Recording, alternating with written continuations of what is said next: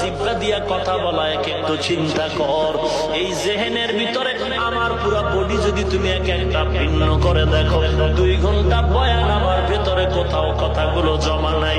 একের পরে এক সাজানো কথা কে বের করে দেয়?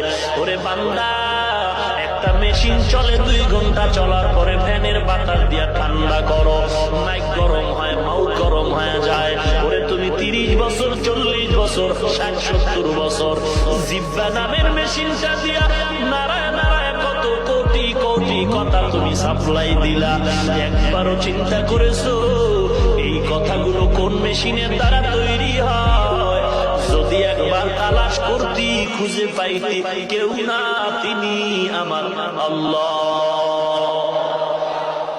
ওরে বান্দা, সে আল্লাহকে এখনো চিনো নাই রে মুমিন। ইমাম মালিককে প্রশ্ন করা হলো, আল্লাহ যে একজন, কোন দলিল আছে নাকি? ইমাম মালিক বলেন, ও ভাই, আল্লাহ যে একজন চমৎকার দলিল হলো। দেখো রে গোলাম, একই মায়ের গর্ভ থেকে কত সন্তান বের হয়। একই মায়ের গর্ভের 5টা মেয়ে 5টা ছেলে, একজনের চেহারার সাথে আর একজনের চেহারার মিল নাই, একজনের কণ্ঠের আওয়াজের সাথে আর একজনের কণ্ঠের আওয়াজের মিল নাই। ওরে আল্লাহর কুদরত ধরে কেন বান্দা তুমি আজ আল্লাহরে চিনো না? আল্লাহর জমিনে থাইকে কেন তুমি আল্লাহরে মানতে পারলা না? ওরে কয়দিন আর বাহাদুরি করবি রে যুবক, কয়দিন আর আল্লাহর বিরোধিতা করবা? আজকে এত বয়ানের পরেও কেন তুমি দাঁড়িয়ে রাখতে চাও না, নামাজ পড়তে চাও না?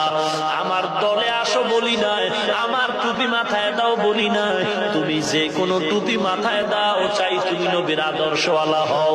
আমি 5 কল্লি টুপি মাথায় দিলাম, এই জন্য আমি বলবো না যে সবাই 5 কল্লি মাথায় দাও, কারণ আমার ইমানের হালাতের কথা বলছি। 5 কল্লি টুপি আমি মাথায় দিলাম, তবে অন্য টুপিওয়ালাকে আমি হিংসাও করি না, বাঁকা নজরেও দেখবো না। আমি গোল লম্বা জামা, কলার ছাড়া জামা পরলাম, যারা অন্য পোশাক পরেছে আমি হিংসাও করি না, বাঁকা নজরও দেখি না।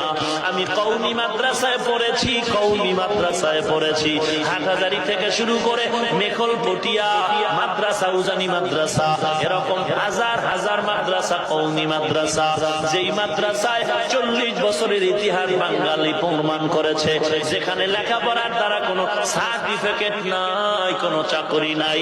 আমরা বেলুলেস মোল্লার দল, আমাদের কোনো টাইম নাই। এক সময় অনেকে বলতো কওমি মাদ্রাসার আলেমরা হলো বোবা, কথা বলতে জানে না। আল্লাহর শুকর, অহংকার করছি না রে ভাই, শুধু বাংলাদেশ কেন, সারা দুনিয়াতে যদি তালাশ করো, আমাদের কওমিদের অবদান ফালায় দিতে পারবা না।